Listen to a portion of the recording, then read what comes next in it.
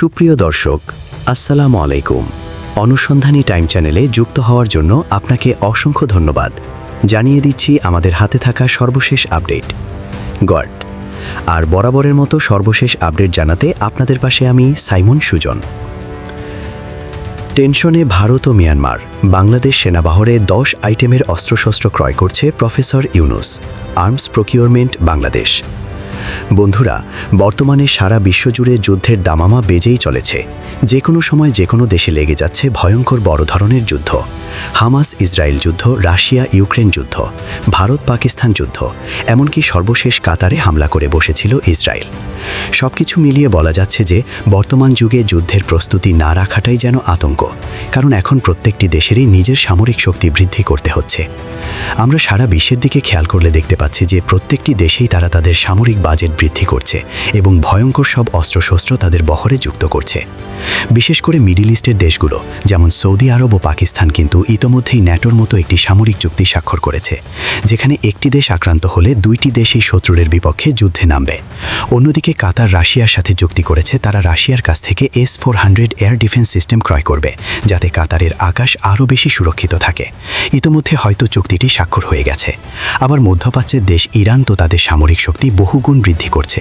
একের পর এক ভয়ঙ্কর সব মিসাইল তৈরি করছে ইরান। শুধু মিসাইল নয়, তারা ড্রোন প্রযুক্তিতে ব্যাপক উন্নতি সাধন করেছে। এমনকি সম্প্রতি তারা রাশিয়ার কাছ থেকে যুদ্ধ বিমানও ক্রয় করেছে। ইতোমধ্যেই কিন্তু কয়েকটি যুদ্ধ বিমান তারা হাতেও পেয়েছে।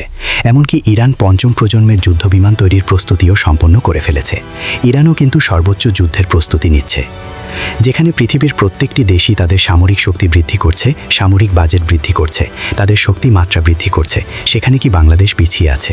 এই প্রশ্নটি আপনাদের সকলেরই, কারণ বাংলাদেশ নতুন করে কোনো রকম কোনো যুদ্ধ বিমান বা নতুন কোনো অস্ত্র ক্রয় করছে কিনা সে সম্পর্কে আপনারা আমাদের কাছে প্রতিনিয়তই জানতে চাচ্ছেন। আপনারা হয়তো জানেন যে বিগত 16 বছর ধরে বাংলাদেশের ক্ষমতায় ছিল ফ্যাসিস্ট শেখ হাসিনা সরকার। সেই সময় বাংলাদেশের সামরিক শক্তির তেমন কোনো উন্নতি করা হয়নি। কিন্তু যখন ডক্টর মোহাম্মদ ইউনুস ক্ষমতায় বসল, তখন থেকে বাংলাদেশ সামরিক বাহিনীর সক্ষমতা বাড়ানো শুরু হয়ে গেছে।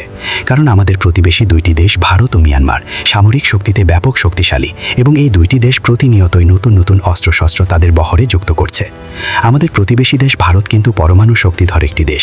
তারপরও তারা কিন্তু এবার এমন একটি কাজ করেছে যেটা বাংলাদেশের জন্য হুমকি স্বরূপ। ভারত এবার সরাসরি তাদের ট্রেন থেকে পরমাণু অস্ত্রের পরীক্ষা চালিয়েছে, যেটা আমাদের জন্য হুমকি স্বরূপ। অন্যদিকে রয়েছে মিয়ানমার, যারা রোহিঙ্গায় শুনিয়ে প্রতিনিয়তই বাংলাদেশের সাথে যুদ্ধ করতে চায়। এছাড়া মাঝে মধ্যেই তারা বাংলাদেশের সেন্ট মার্টিনকে তাদের নিজস্ব এলাকা হিসেবে দাবি করে এবং তাদের মানচিত্রে উল্লেখ করে। বাংলাদেশের সাথে রয়েছে মিয়ানমারের আরাকান রাজ্য, আর আরাকান রাজ্য বর্তমানে শাসন করছে আরাকান আর্মি, যাদের সাথে আবার মিয়ানমারের জান্তা বাহিনীর যুদ্ধ চলছে। এমনকি মাঝে মধ্যেই না নদীর অঞ্চল থেকে বাংলাদেশি জেলেদেরকে তুলে নিয়ে যায় মিয়ানমারের আরাকান আর্মি। গত কয়েক মাসে বাংলাদেশের প্রায় শতাধিক জেলেকে ধরে নিয়ে গিয়েছে আরাকান আর্মি। ফলে আরাকান আর্মির সাথেও বাংলাদেশের একটা যুদ্ধের উত্তেজনা তৈরি হয়েছে। এই মুহূর্তে এখন আমাদের যুদ্ধের প্রস্তুতি নেওয়া ছাড়া আর কোনো উপায় নেই। তারই ধারাবাহিকতায় এবার বাংলাদেশের প্রধান উপদেষ্টা ডক্টর মোহাম্মদ ইউনুস বাংলাদেশের সুরক্ষার জন্য ভয়ঙ্কর সব অস্ত্রশস্ত্র ক্রয় করতে চলেছে।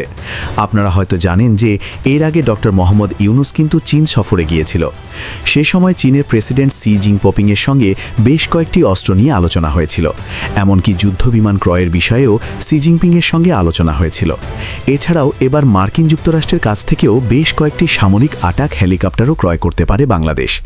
এছাড়াও দক্ষিণ কোরিয়ার কাছ থেকে কেনা হতে পারে বাংলাদেশের জন্য ভয়ঙ্কর অত্যাধুনিক সব সাবমেরিন, যেগুলো বাংলাদেশের আপকামিং অস্ত্র।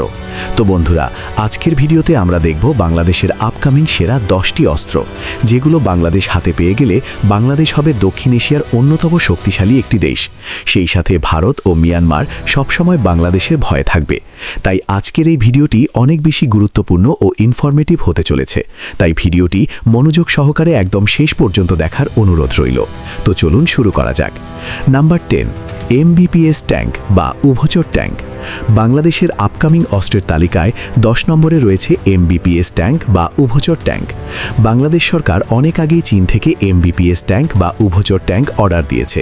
চীনের 88 মডেলের উভচর ট্যাঙ্ক কিনতে পারে বাংলাদেশ। আপনারা হয়তো জানেন যে বাংলাদেশ নদীমাতৃক দেশ। এদেশে ভারী ট্যাঙ্ক দিয়ে যুদ্ধ করা কঠিন।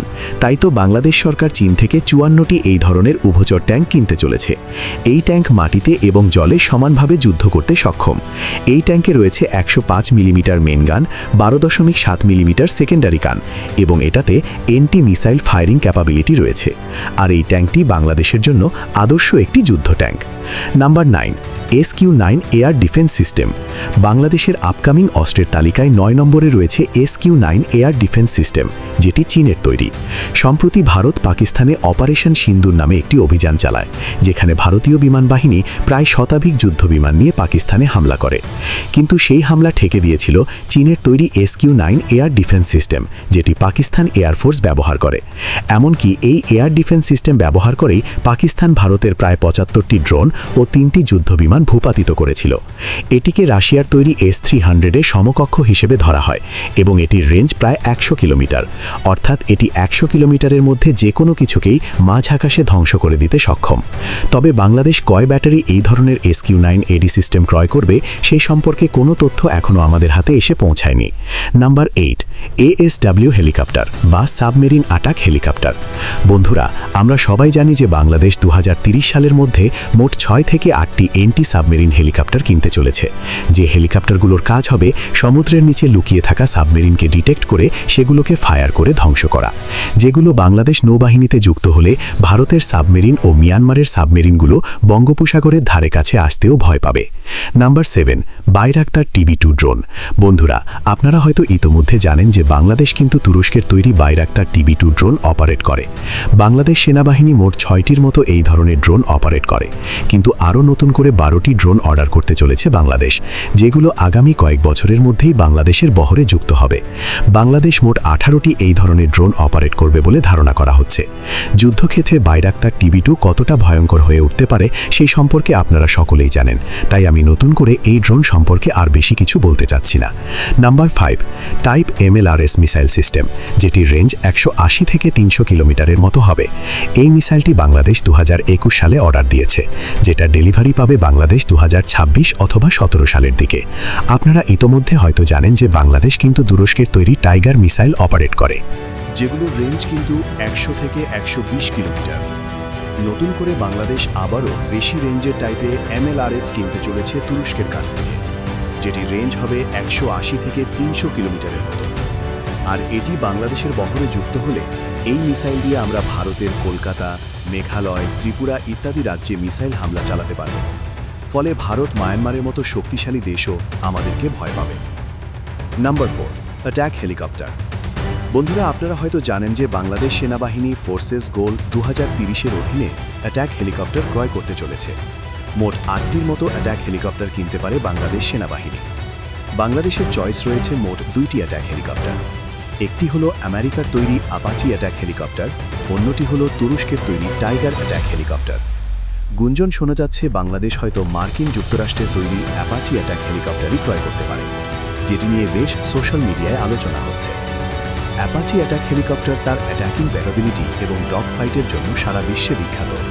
পৃথিবীর সবচেয়ে ভয়ঙ্কর অ্যাটাক হেলিকপ্টার মানা হয় এটিকে। আপনারা অ্যাপাচি অ্যাটাক হেলিকপ্টার নিয়ে অসংখ্য ভিডিও দেখেছেন ইউটিউবে।